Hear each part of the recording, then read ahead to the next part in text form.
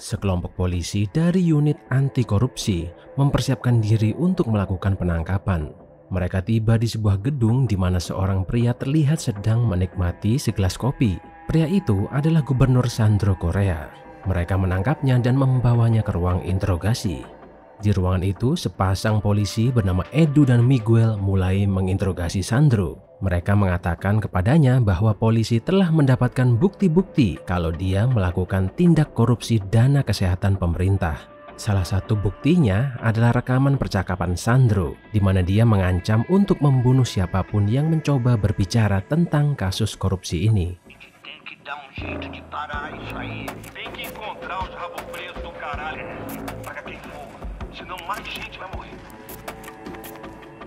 Setelah beberapa waktu ketika Sandro sedang menikmati makan siang di dalam ruangan, pengacaranya tiba di sana. Dia meyakinkan Sandro bahwa dia akan dibebaskan dari tahanan dalam waktu singkat. Dan benar terjadi, komandan polisi mengatakan kepada Miguel bahwa bukti-bukti tidak cukup untuk menjebloskan dia ke penjara. Jadi dia memutuskan untuk mengirim Sandro pulang dan menjadi tahanan rumah. Keesokan harinya Miguel pergi menemui putrinya Alice. Dia berniat untuk mengajaknya menonton pertandingan sepak bola. Miguel datang dengan membawa hadiah. Alice sangat suka sekali dengan hadiah jersey dari Miguel dan dia nggak sabar untuk memakai kaos itu. Saat berjalan menuju stadion, kejadian mengerikan terjadi. Alice ditembak orang tak dikenal dan mengalami pendarahan yang sangat parah.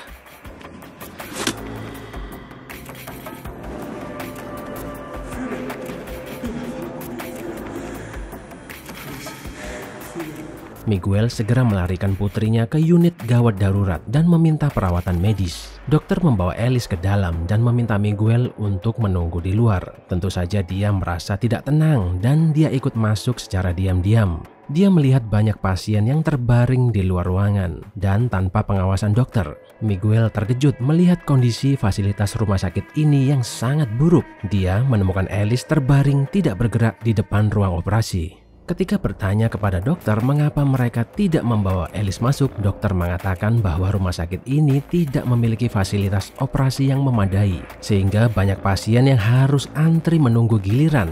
Setelah pendarahan yang sangat parah dan karena terlambat ditangani, Alice akhirnya meninggal. Di sisi lain, dalam konferensi pers yang disiarkan secara langsung, Gubernur Sandro menyatakan kalau dia ingin mencalonkan diri sebagai seorang presiden dan dia berjanji untuk meningkatkan anggaran sektor kesehatan dan membangun rumah sakit umum. Miguel yang melihat berita itu semakin marah. Dia berpikir kenapa koruptor seperti Sandro bisa bebas dan malah mencalonkan diri menjadi presiden. Dia teringat kalau Sandro mengkorupsi dana kesehatan sehingga banyak rumah sakit tidak mempunyai fasilitas yang cukup memadai dan hal itulah yang menyebabkan kematian putri. Miguel pergi menuju gedung pemerintah tempat Sandro berada saat ini. Demonstrasi sedang terjadi dan banyak polisi sedang berjaga. Miguel mencoba menerobos masuk tapi para polisi menghajarnya dan menembakkan gas air mata ke arahnya.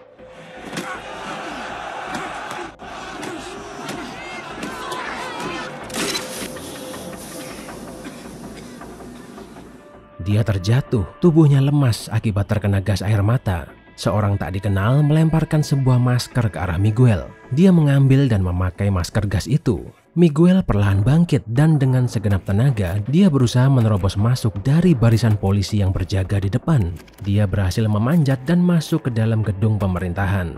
Miguel menghabisi semua pengawal Sandro dan masuk ke dalam kantornya. Gubernur Sandro yang ketakutan bersembunyi di bawah meja, tapi dengan mudah Miguel menemukannya. Dia menghajar Sandro habis-habisan hingga tewas mengenaskan.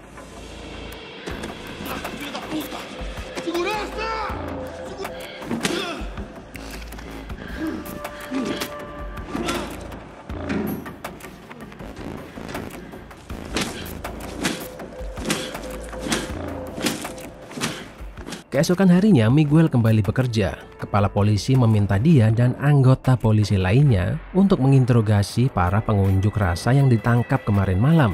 Miguel mengenal salah satu perempuan di antara para tersangka itu.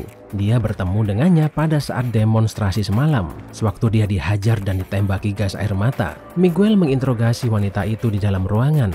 Dia mengenalkan dirinya sebagai Nina dan dia bekerja sebagai seorang hacker. Nina juga mengatakan bahwa dia tahu kalau Miguel adalah orang yang menyerang polisi di saat demonstrasi kemarin. Dia juga punya rekaman video di mana Miguel terlihat jelas sedang menghajar polisi-polisi itu. Miguel pergi ke ruangan barang bukti dan memeriksa ponsel milik Nina. Dan memang benar di ponsel itu terdapat rekaman video di mana Miguel sedang baku hantam melawan polisi.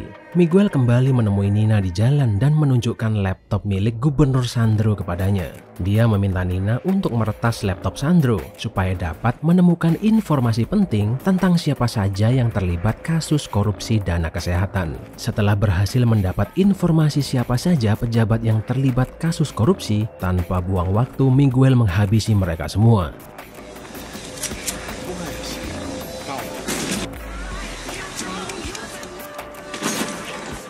Dia kembali menemui Nina dan memintanya untuk mencari siapa dalang utama di balik kasus korupsi ini. Nina berhasil menemukan identitas orang yang dimaksud Miguel. Dia adalah Antero Gomez, seorang pria kaya raya yang mendanai kampanye para koruptor-koruptor itu. Nina memberitahu Miguel kalau Gomez hendak menemui Perdana Menteri Regina di sebuah hotel. Miguel segera pergi ke hotel itu dan dengan bantuan Nina, CCTV yang tersebar di hotel berhasil dilumpuhkan. Miguel bisa bergerak bebas di dalamnya. Gomez dan Perdana Menteri tiba di hotel dan ternyata dia memberikan uang suap kepada Perdana Menteri agar menghentikan investigasi kasus korupsi yang terjadi saat ini.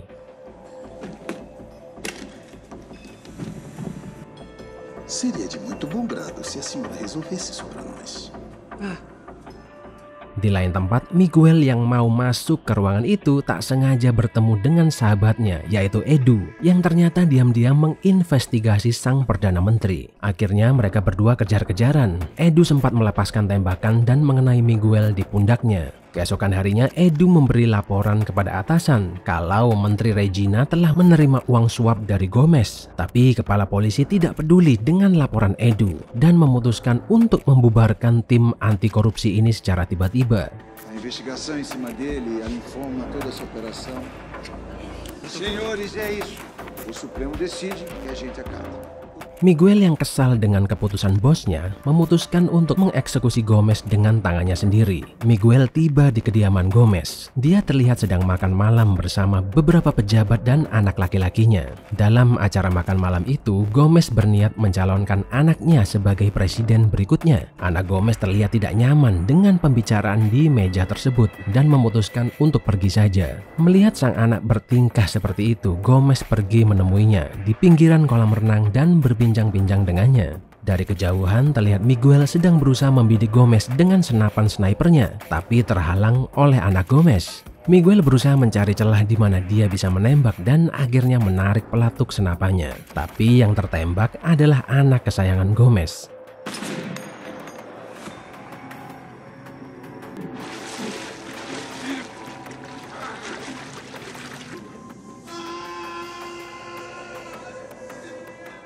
Hal itu membuat keadaan semakin parah karena Gomez menggunakan kematian anaknya untuk mendapatkan simpati publik dan malah dia yang mencalonkan diri sebagai presiden. Sementara itu, anak buah Gomez yang bernama Oliveira berhasil menemukan markas rahasia Nina dan Miguel. Mereka segera menyerang tempat persembunyian itu. Miguel memakai topengnya dan mulai menghabisi anak buah Oliveira yang menyerang tempat persembunyiannya. Setelah baku hantam usai, Miguel mencari Nina, tapi sayangnya dia disandra oleh Oliveira. Dia menawarkan sebuah kesepakatan kepada Miguel untuk menyelamatkan nyawa Nina. Dia meminta Miguel untuk menghabisi kandidat presiden lain, yaitu Julia Machado. Jika dia berhasil, maka Nina akan dilepaskan, dan Miguel setuju dengan tawaran itu.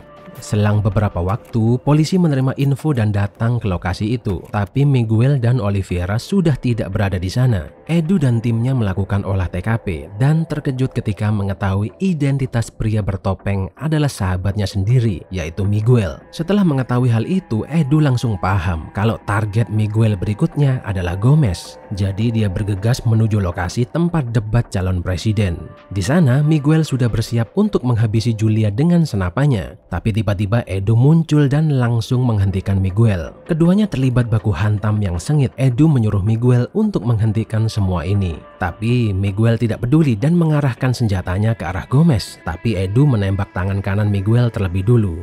Di sisi lain, Oliveira terkejut dengan siaran langsung yang dilihatnya. Momen ini digunakan Nina untuk melawan dan menghabisi Oliveira, kemudian melarikan diri. Miguel ditangkap dan dijebloskan ke penjara atas kasus pembunuhan para pejabat koruptor. Di dalam sel, Miguel mengetahui kalau Gomez akhirnya memenangkan pemilu dan menjadi presiden. Dia semakin emosi, dendamnya belum hilang. Dia bersumpah suatu saat nanti dia akan menyelesaikan misinya dengan menghabisi Gomez. Seorang pria datang menghampiri Miguel di sel tahanannya. Dia adalah rekan kerja Miguel yang bernama Diaz, yang ternyata adalah polisi kotor. Dia membawa Miguel ke ruangan interogasi dan menghajarnya habis-habisan. Miguel berhasil mengcounter Diaz dan membunuhnya. Kemudian dia mengambil kembali topeng miliknya dan senjata dari gudang polisi. Miguel melarikan diri dari penjara dan pergi ke gedung parlemen, tempat Gomez dan pejabat lainnya sedang merayakan kemenangan dirinya menjadi presiden. Miguel menyerang gedung parlemen dan membunuh semua anak buah Gomez yang berjaga. Dan akhirnya dia berhadapan langsung dengan Gomez di dalam kantor dan menembaknya tepat di kepala lalu menekan detonator bom. Dalam seketika bangunan itu meledak dan rata dengan tanah bersama dengan Miguel di dalamnya.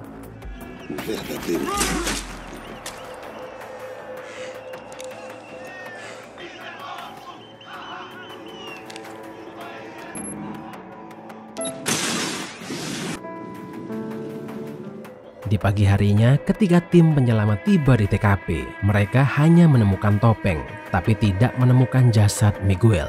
Terima kasih sudah menonton dan sampai jumpa di video berikutnya.